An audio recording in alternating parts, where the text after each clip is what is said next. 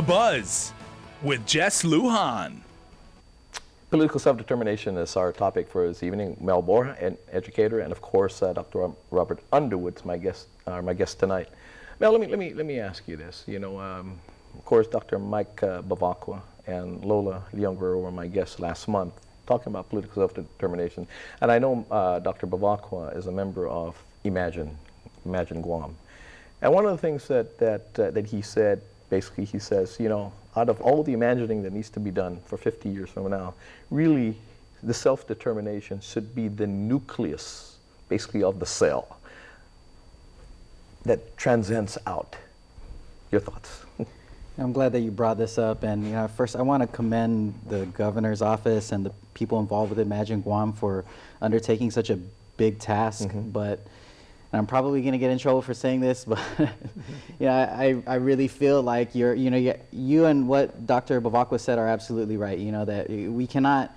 It's really pointless to imagine Guam in 50 years without first deciding what will our political status be. And I think that if we are going to imagine Guam, I mean, we're going to imagine every Guam that you imagine is different under each political status.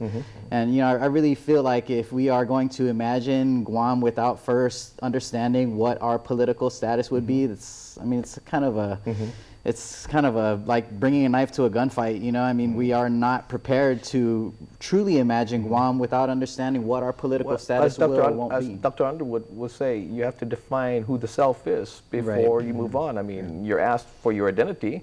Anything, you have to identify yourself. How can they help you? How can you help yourself if you don't identify yourself? Yeah. Well, yeah, and of course the Imagine Guam process is a process that's meant to expand our horizons and kind of get us thinking. But the failure to I think include political self-determination as a big part of it is like you know, going somewhere and saying, okay, here are all the possibilities, but doors number 1 and doors number 2 are not open. We're not going to think about those, and so that kind of delimits our ability to imagine.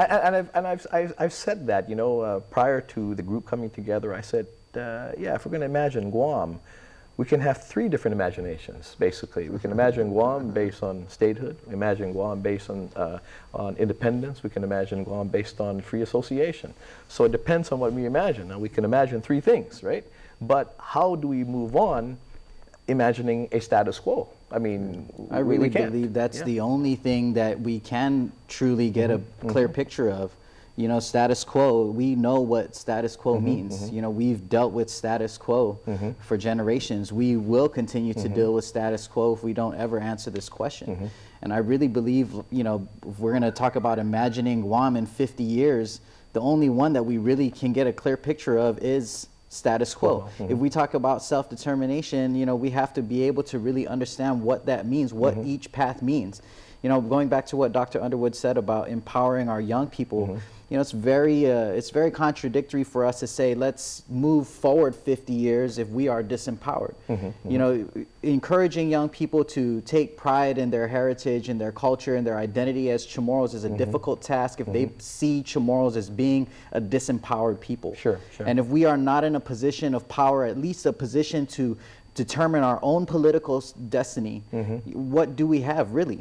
And so, you know, how do you encourage a young person to care about something like this, to be proactive about pursuing something like this if they see Chamorros as being disempowered? And I really believe that that's the key for us, is that we have to create a landscape that puts us in a position of power, that gives us a sense that we can control our own destinies. And until we have that, you know, this is really just a pipe dream, and it's all just talk, you know. And I personally feel like, you know, like what Dr. Underwood was saying about mobilizing 10,000 people in the street, that's a show of strength. You know, but how do we show that strength if we do not have that strength internally? Sure. And as he said, of course, now it may not be, you know, the vote may not be binding, but if we can get 10,000 people out there, 15,000, 20,000 people out there, they're going to listen. They're going to listen. And again, the next president will probably land at your grandfather's namesake, A.B. Wampat. Instead of up at Anderson Air Force Base, they'll be landing. We don't even know who Anderson is. Well, at least we won't have to. I'm from the family of outside Andersons, the but base. we never got the compensation for that. So, anyway, but can we realistically, Mel, in your age group and your colleagues and all that, and Dr. Underwood is confident that we can. Can we do that based on the now? Yeah, I really believe that it is. I don't think that any of us would be so engaged in this fight if we didn't believe that it was possible.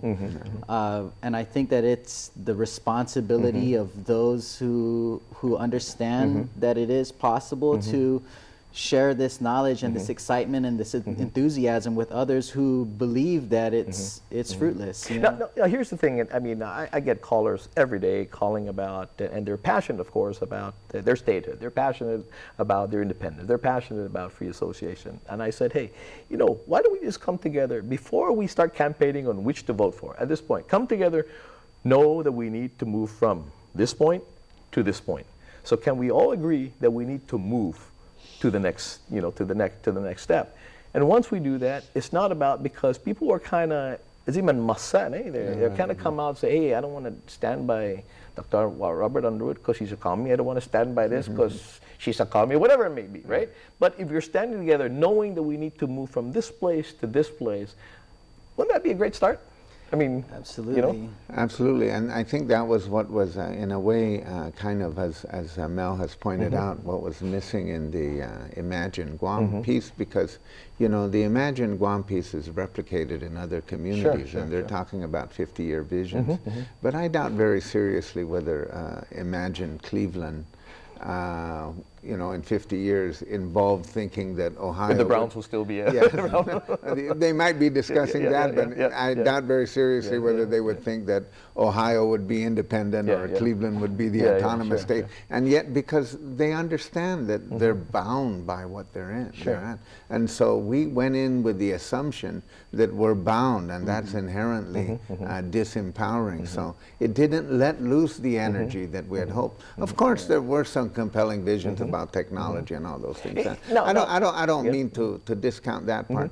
But when you add, if we had added, as Mel has pointed out, the political status component to it, can you imagine? And can you imagine what would have happened? And Doc and Mel, this is what I'm talking about, because as Doc said, we need to identify the self before we move on. But when we moved on, imagine 50 years from now, I guess it's safe to assume that we've identified ourselves in that, because we're already saying what 50 years from now Guam will look like based on our identification of who we are now. I mean, Mel, that is...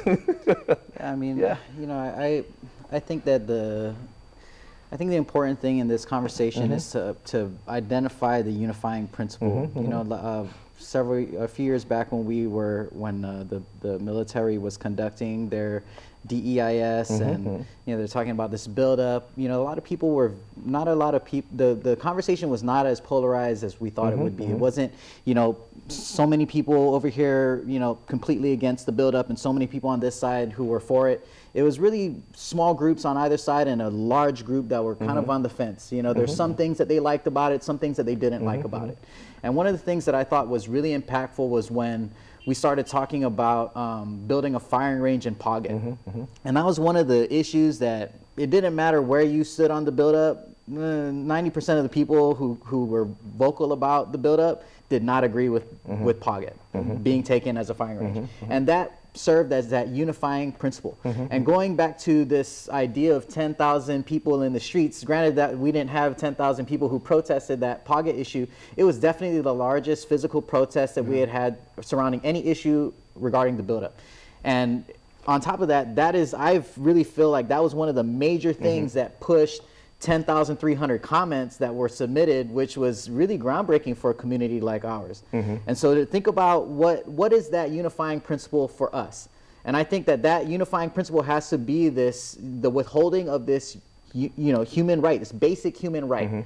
And so if we can agree, if we can, really go to the root of what is behind this push for self-determination and understand it as a human right issue, I think that that's the thing that allows us to move forward.